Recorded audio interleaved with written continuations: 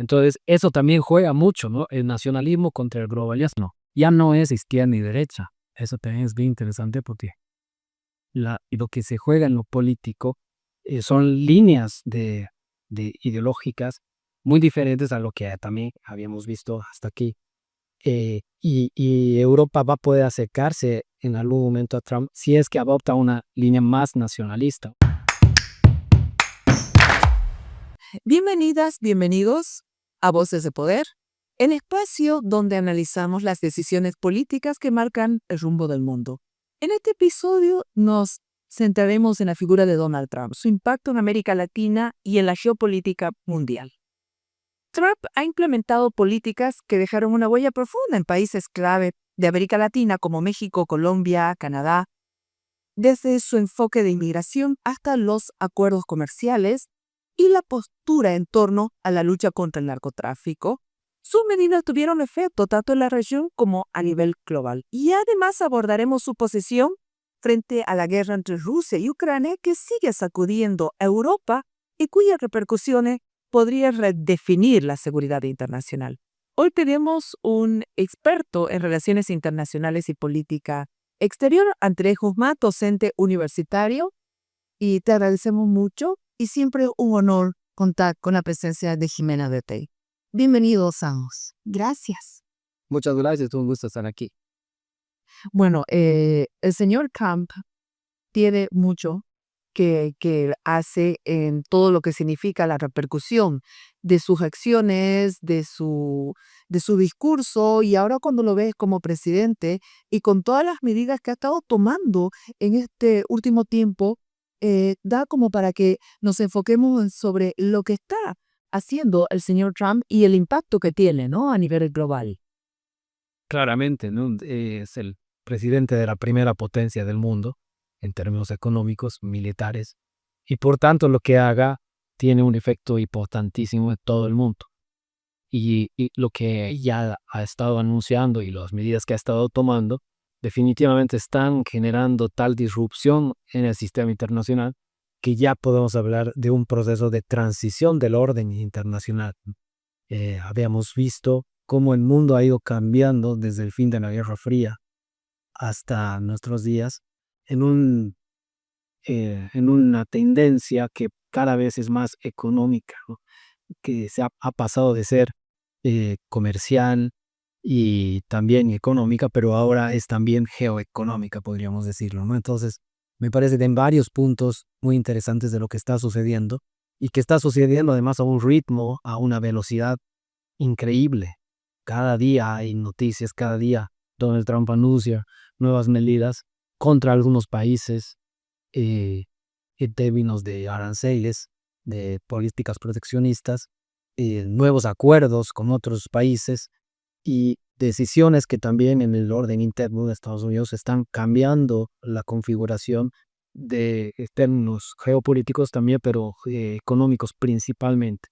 Y lo digo porque se nota que hay una intencionalidad, primero, de mantener al dólar como la primera moneda del mundo, la más utilizada, que lo sigue siendo, y también de garantizar el acceso de Estados Unidos a los recursos estratégicos, a las tecnologías clave y a las rutas comerciales y a las cadenas de valor globales, que son definitivamente los elementos que van a definir quién va a liderar el mundo en los próximos años.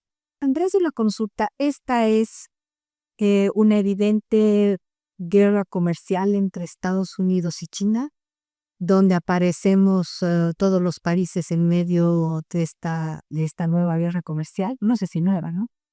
No es nueva porque esto se inició en el primer mandato de Donald Trump cuando se aplicaron los primeros aranceles y China respondió con la misma forma.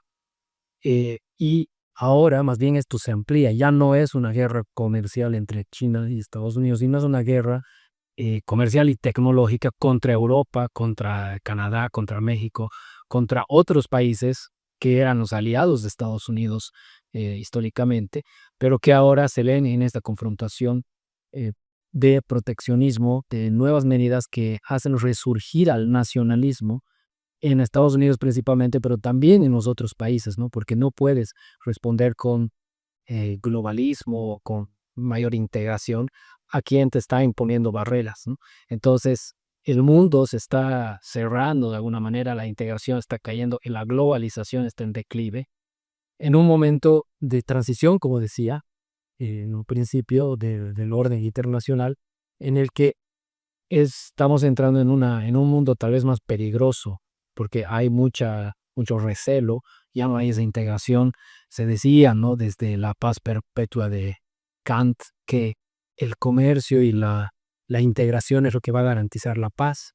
Y ahora más bien nos estamos desintegrando, el mundo se está desacoplando en bloques regionales de poder, donde Rusia además queda muy bien parado y China es el otro felt. Entonces son tres bloques importantes, es un mundo tripolar, dicen algunos analistas, y hay definitivamente un proceso que digo es peligroso porque en cualquier momento también pueden estallar guerras, no necesariamente entre las grandes potencias, pero sí entre otros países, como está sucediendo, por ejemplo, actualmente en bueno, perdón, en Gaza, eh, en Azerbaiyán, hay otras guerras en el Sahel, en África, ¿no? Que muestran que las tensiones están cada vez más graves y que el tema de cumplir las reglas se ha dejado de lado, ¿no? Ni siquiera Estados Unidos las cumple, entonces estamos, como digo, en un momento de transición peligroso en el que puede surgir un nuevo orden internacional, donde vamos a ver nuevamente a las grandes potencias tradicionales, pero con un nuevo imperialismo, ¿no? Tecnológico, con una oligarquía, además de nuevos actores, estos multimillonarios, que tienen más poder que muchos países. ¿Está Elon Musk gobernando detrás de Donald Trump o delante? Y yo ya junto con Donald Trump, ¿no? Y definitivamente tiene mucha influencia. Y vamos a ver qué va a pasar, porque también hay otros millonarios muy sacados de Trump que ahora están bastante nerviosos con lo que está haciendo Trump, porque le está poniendo aranceles a Europa. Y Europa va a responder también con aranceles a las empresas tecnológicas principalmente, ¿no? Entonces ahí vamos a ver otro cambio importante en un mundo en que es muy difícil comprender lo que pasa porque la reconfiguración es muy rápida, es cada día. Ahora, Andrés, las personas que nos ven, yo creo que se hacen esta pregunta, ¿no? ¿Cuál es el impacto que va a tener todas estas medidas disruptivas que está tomando Donald Trump respecto a países muy concretos? La relación con Rusia, por ejemplo, o sea, ayer o antes de ayer, o sea, pues se reúne con Zelensky y dice, te voy a comprar recursos naturales. O sea, detrás de todo esto está un apropiarse de los recursos naturales frente a un mundo que ya vemos cada vez más complejo en temas de sostenibilidad, de cambio climático. Me salgo del Acuerdo de París, o sea, no me importa el medio ambiente, decido no respetar todo ese avance que ha habido en tema de derechos humanos, de mujeres. O sea, ¿qué hay detrás de este señor, aparte de estos discursos provocadores, ¿no? ¿Cuál es realmente la estrategia de... Bueno, la estrategia de Donald Trump es mantener la hegemonía y el poder de Estados Unidos sobre China principalmente y sobre todos los demás países. Y para ello necesita que el dólar se mantenga como la primera moneda. Entonces, creo, a tu pregunta, que Rusia es uno de los principales beneficiarios de toda esta situación, porque Trump se está acercando a Rusia y quiere hacer negocios con Rusia en temas de minerales, de tierras raras, de litio, de muchos recursos estratégicos. Y Rusia obviamente encantado de la situación porque ha salido ganador de una guerra que parecía en cierto momento ser su perdición, ¿no? Pues que se estaba desgastando y porque parecía que incluso Ucrania podía ganar en algún momento, pero eso ya se ha descartado.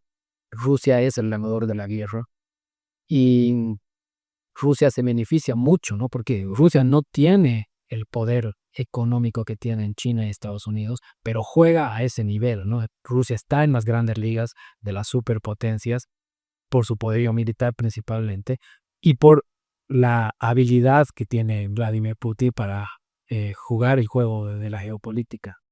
Entonces, es un mundo muy difícil de entender porque, como digo, hay imperialismos que eso, como la vuelta al periodo pre-Primera Guerra Mundial, donde los grandes imperios hicieron alianzas y controlaron el mundo y se fueron a la guerra finalmente. Hay algo muy parecido a lo que sucedió en ese momento, pero al mismo tiempo también hay algo muy parecido a lo que sucedió antes de la Segunda Guerra Mundial, cuando resurgieron los nacionalismos, ¿no? De ultraderecha, el totalitarismo, el fascismo, con mucho proteccionismo, ¿no? Una desintegración. Entonces, el mundo se parece mucho a esos momentos en los que estuvimos antes de las guerras mundiales, ¿no? Y no necesariamente va a caer o va a trascender en una guerra mundial, no es eso lo que estoy diciendo. Al acercarse a Rusia, más bien se está evitando una guerra, ¿no? Porque el enfrentamiento hasta hace poco parecía ser entre Rusia y la OTAN, pero ahora la OTAN está de capa caída, desintegrada. El mismo gobierno de Trump anunció que no van a cumplir el acuerdo que dice que el artículo 5 de la OTAN dice que si hay un ataque a uno de los países, es un ataque para todos. Y ahí tienen que responder. Donald Trump, a través de su ministro de Defensa, ha dicho que no va a cumplir eso.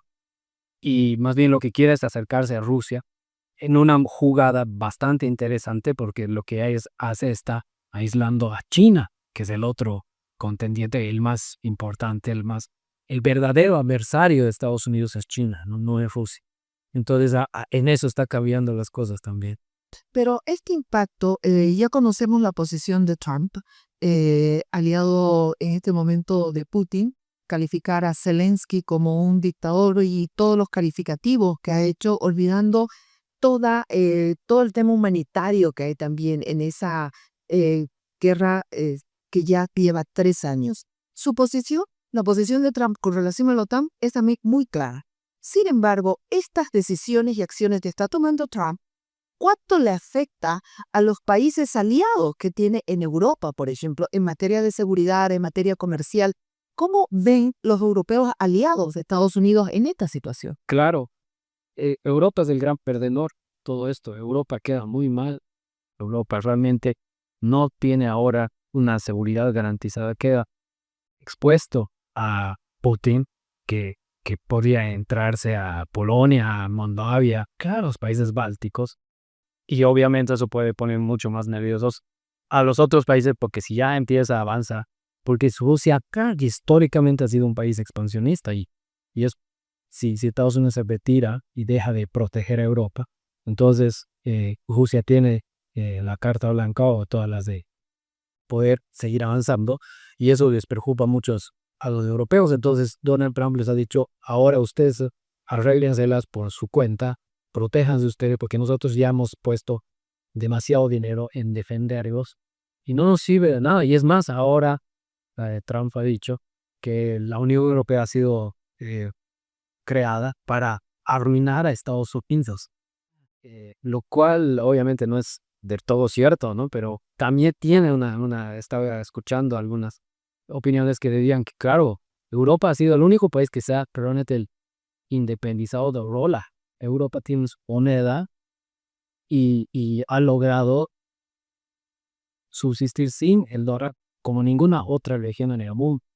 Y eso es cierto. Y la Unión Europea tiene una voz política y bastante consensuada en Bruselas, que hace que de alguna manera sea otro polo de poder que a Trump no le gusta, porque son globalistas, porque son de la línea política contraria, ¿no? Era más cercanos a los demócratas de Biden que a Trump, para el gobierno nacionalista de Trump. Entonces eso también juega mucho, ¿no? El nacionalismo contra el globalismo. Ya no es izquierda ni derecha. Eso también es bien interesante, porque lo que se juega en lo político son líneas ideológicas muy diferentes a lo que también habíamos visto hasta aquí. Y Europa va a poder acercarse en algún momento a Trump si es que adopta una línea más nacionalista, ¿no? Por eso es muy importante que va a ser el canciller alemán, y Merkel, por la cuestión esta que va a asumir, si se va a convertir en más extremo en el sentido nacionalista, o se va a mantener muy globalista, y eso lo alejaría de Estados Unidos.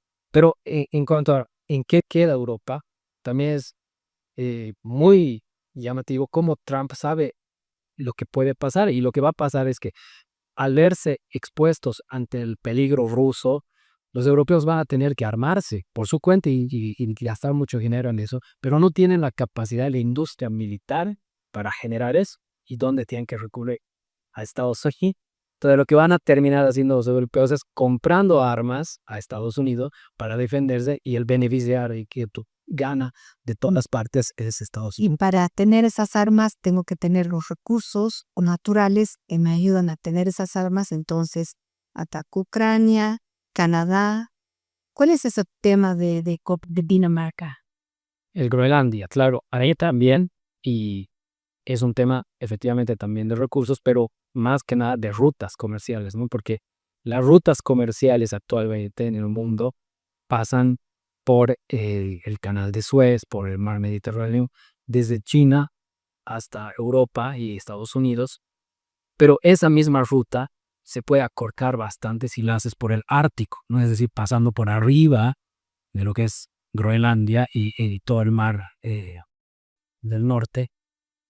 Y esa parte se está descongelando actualmente porque siempre ha sido inaccesible, siempre es muy difícil navegar por ahí. Pero ahora, con el calentamiento global, esa ruta se está convirtiendo en una posibilidad muy grande para los barcos, y ahorran un montón de tiempo, ¿no? Para ir desde Europa o Estados Unidos hasta China por esa ruta. Entonces, por eso es tan importante Groenlandia, ¿no? Esa estrategia. Soy estratega, claro, también. Claro, la tiene muy clara en a dónde tiene que ir, ¿no? Y claro, no es Trump solamente, sino su equipo de asesores. De empresarios que aquí es caro decir, Tiene. millonarios que han visto esto no solamente política, sino un empresariado que se va a apoderar del mundo. Sí, y por eso también quiere controlar el canal de Panamá y tener todas las rutas comerciales a su favor y bajo su control, ¿no? Al menos en su área de influencia, que es obviamente el hemisferio occidental. Groenlandia es clave para eso, y el canal de Panamá, y controlar también obviamente el, el Pacífico, el estrecho de Malaca, donde también tienen otros intereses, y ese es realmente un cambio que pareciera ser que le beneficia a Estados Unidos, y es cierto, le beneficia, pero a largo plazo, de todas formas, China va a seguir creciendo y la India también, y al final te constituyen en otro polo de poder. Ahí estás entrando ya a los BRICS, ¿no? Entonces, la posición de Trump con relación a los BRICS. Él está cercano a Rusia, a China, ya estabas hablando de la India, estamos hablando de Sudáfrica. Estos países, Brasil, han empezado a tener relaciones comerciales con sus propias monedas. ¿No? China con su moneda, Brasil con su moneda, y ya no ha estado entrando el dólar en las negociaciones con BRICS. ¿Qué futuro tú le ves y cuál es el análisis que tú tienes con relación a Trump, los BRICS, y cuál es la perspectiva que ves en esto? Claro, lo que me parece que Trump quiere hacer, y obviamente eso no está todavía confirmado, pero quiere desarticular a los BRICS, quiere acercarse a Rusia, tenerlos muy de cerca los rusos, además comerciar con ellos, ¿no? Comprarles petróleo, comprarles minerales, hacer muchos negocios con Rusia, y además, ¿no? Levantarles las sanciones, pero obviamente, porque Rusia es el país más sancionado del mundo por Estados Unidos. Y hasta ahora no se ha tocado ese punto, según han dicho. Todavía no hemos hablado de levantar sanciones. Pero si lo hacen, va a ser a cambio de algo, ganar. Y eso yo creo que va a ser a cambio de que un compromiso de que Rusia no se sume a una nueva moneda de los BRICS que pueda hacer frente a un dólar. Entonces, me parece que ahí va también, porque como decías desde el principio, el dominio de Estados Unidos se basa en el dólar. El dólar es una arma, pero excelente para dominar el mundo. Porque a partir de eso, además, impone sanciones que son efectivas o que golpean muy duro a las economías de otros países, porque Estados Unidos tiene el control de esa moneda, ¿no? Y ellos pueden imprimir ese dinero. O sea, es increíble cómo Estados Unidos además se puede endeudar todo lo que quiera. Y no hay problema porque ellos simplemente imprimen y pagan sus deudas, los que están en dólares.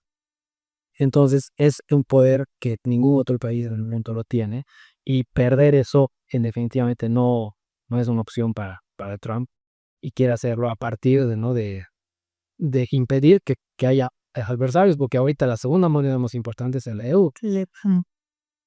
Ahora, el arma son los aranceles, ¿no? O sea, yo empiezo la guerra con los aranceles, le digo a Canadá que se vuelva un no detectados, me tomo Groenlandia y hablo de deportar a millones de personas. Pero eso es un arma de negociación. Claramente, ¿no? Claramente es un arma de negociación, pero es un arma también para... Pero no es un fin en sí mismo, ¿no? O sea, porque no creo que al final Trump diga, ok, le como el 25% de aranceles y con eso le ponga check. No, pero es también un fin en sí mismo en el sentido de que está protegiendo a su industria, porque no pone aranceles en cualquier ámbito, sino en las industrias que a él le interesa proteger. Por ejemplo, en la industria automotriz, que es lo que les va a poner a los europeos, de manera que los vehículos europeos ya sean muy caros en Estados Unidos y los gringos tengan que comprar vehículos hechos en Estados Unidos, ¿no? Y no pone aranceles en el tema tecnológico, por ejemplo, que a Trump le interesa y que depende un poco de eso, ¿no? Claro que sabe que los europeos van a responder poniéndoles aranceles a las empresas y a los productos tecnológicos. Entonces, los iPhone van a ser carísimos en Europa, pero la gente va a seguir comprando, ¿no? Porque quien compra iPhone sabe, ¿no? Que es Claro. lo que es. Pero bueno, no sé, pero el punto es que es, además de ser una estrategia y una forma de negociar, tiene también un sentido proteccionista para mantener los empleos en Estados Unidos y atraer más bien empresas para que se establezcan en Estados Unidos. Trump también ha manifestado la decisión de querer modificar algunos tratados, por ejemplo, el TMEC, el Tratado México, Estados Unidos, Canadá, también el tema arancelario con México, además de la situación migrante, también lo está haciendo con Colombia, Colombia, México, Canadá. Una de las respuestas más concretas la ha recibido desde México con la presidenta Sheinbaum. Pero, ¿qué postura debería adoptar México? Porque estamos hablando de agricultura y también la industria automotriz.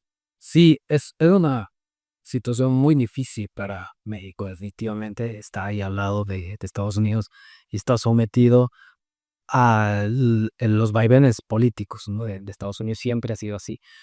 Entonces, claramente, me preguntas qué debería hacer realmente. Es muy difícil de definir qué puede hacer ante la primera potencia del mundo que empieza a presionar.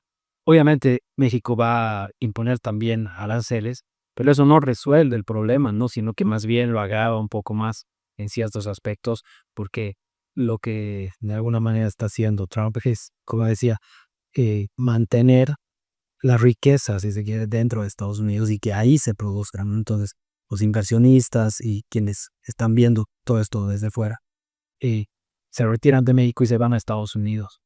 Entonces, es bien complicado para México enfrentar, o como también lo es para Canadá y los otros países, porque es algo que no estaba dentro de lo previsto, ¿no? Estados Unidos ha cambiado totalmente el discurso de ser un defensor del libre mercado, ahora es un país totalmente proteccionista y mercantilista, podríamos decir, porque lo que apunta Trump es a reducir el déficit comercial, ¿no? Es decir, a vender más de lo que compra, porque hasta ahora Estados Unidos mantuvo durante mucho tiempo, desde los años 70, un déficit comercial con el mundo en general, pero sobre todo con México y Canadá, que son sus dos vecinos. Y gracias a lo que fue primero el Telcano NAFTA, después el TEMEC, que era el acuerdo que el mismo Trump lo modificó y él lo firmó en su momento, pero que ahora lo está queriendo otra vez socavar y renegociar. Y siempre, obviamente, pensando en Estados Unidos. Entonces, el mensaje siempre es, yo estoy velando por mi país, yo estoy haciendo America First, ¿no? America Great Again. Y lo sorprendente, lo que va a venir además, y yo me pregunto es hasta qué punto Trump está logrando conquistar, ¿no? al público norteamericano, en el sentido de incluso plantear más adelante una reforma constitucional que lo permita quedarse en el poder y de iniciar un periodo. Ya va a estar muerto.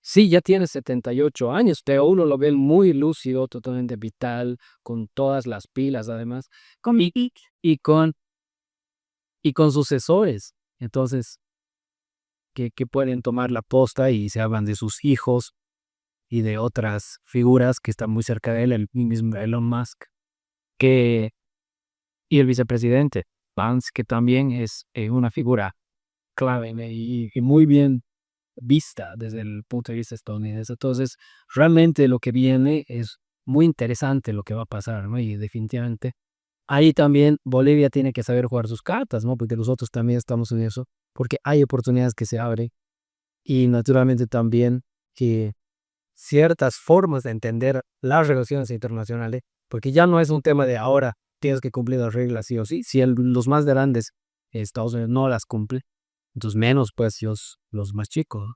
Pero bueno, no digo que hagamos eso, pero hay que entender lo que está pasando para realmente no quedar totalmente fuera y no pensar que el mundo se sigue dividiendo en polos de poder y alinearse, como lo ha hecho el gobierno de Bolivia desde hace mucho tiempo, con un solo lado, ¿no? Y pensar que ahí nomás está la cosa. No, al contrario, no habría que tratar de mantener una equidistancia con los poderes para tener una política inteligente, porque el pragmatismo es lo que priva por sobre. En esta nueva reconfiguración del orden mundial, ¿cómo reacciona Latinoamérica? O sea, ¿dónde estamos en estas relaciones con Trump? La CELAC no tiene mucha fuerza, Exacto. pero ¿cómo?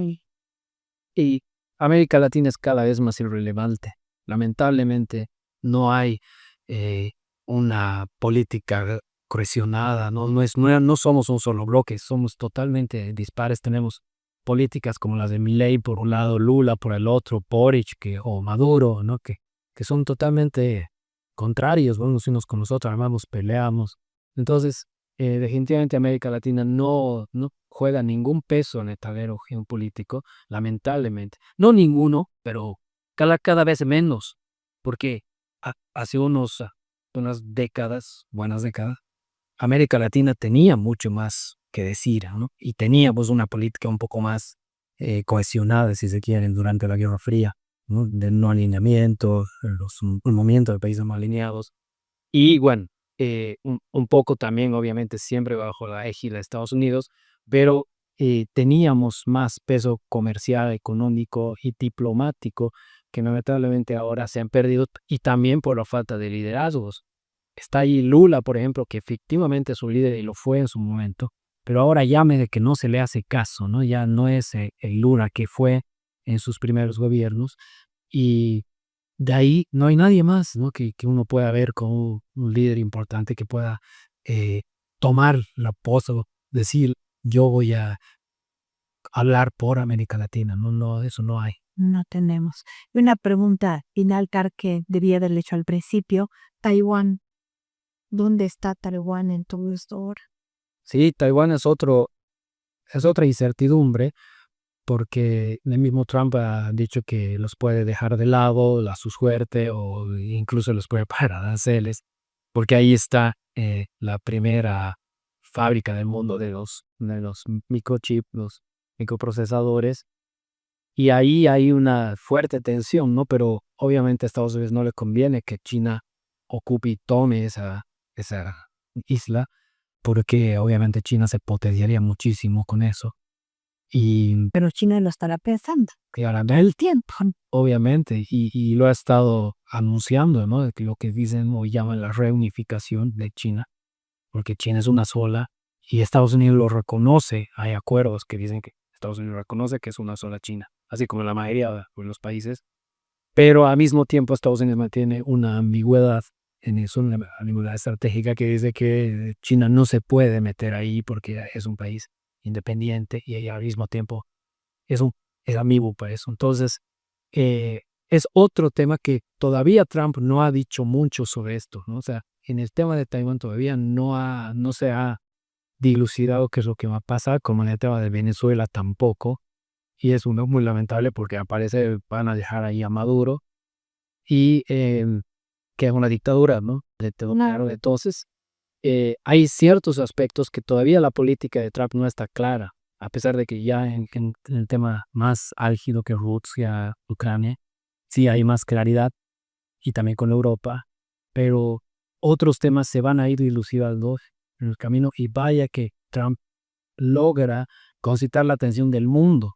El mundo lo ve a él y él sabe que mueve las cosas como le da la gana y está logrando ser el showman, ¿no? del mundo con, poder, con mucho poder y con éxito además, porque estas políticas, como vengo diciendo toda esta entrevista, son para fortalecer a Estados Unidos. Ahora, con relación a las decisiones de Trump, eh, y si uno está viendo el rol de la Organización de Naciones Unidas, por ejemplo, se va a tener que repensar en la Organización Mundial del Comercio la posición de Trump con relación a la CIDH, a la Haya. Ya hemos visto lo que ha hecho como Said con la cooperativa a la Organización Mundial de la Salud, o sea, sobre estos organismos. Claramente el mundo ya no se basa, o por lo menos desde el punto de vista norteamericano, estadounidense, en el multilateralismo que el mismo Estados Unidos ha construido, ¿no? Esa es de orden internacional que Estados Unidos ha construido con sus aliados europeos, se está desvaneciendo, ¿no? La ONU es un foro que nadie le importa. ¿Quién ha escuchado, aunque sea secretario general, decir algo sobre todo esto? Ya ni le dan igual le dan. Y la Mundial del Comercio está de capa caída. Nadie no cumple. Estados Unidos cada vez que pone una base está incumpliendo lo que dice la OMC y Estados Unidos recibe demandas constantemente de los otros países, pero no caen en saco roto porque Estados Unidos sencillamente no cumple. Entonces el sistema de Naciones Unidas se está desmoronando, ya es un sistema anodino y lo mismo pasa con, bueno, otras organizaciones, es decir, la Organización Mundial de la Salud, Estados Unidos se ha retirado, y también desde el Acuerdo de París, y eso demuestra que la Agenda Verde ya no va, definitivamente no se interesa, no se va a avanzar en nada de lo que es la Agenda Woke, que es con el, Nos de no ir, nos de la me. a todo ese movimiento que avanzaba el tema de derechos humanos, el tema de muchas cosas que definitivamente eso ya El retroceso te queda en nada. Y bueno, es lamentable también. Sobre la agenda política y geopolítica, esto quedó rezagado. Así es.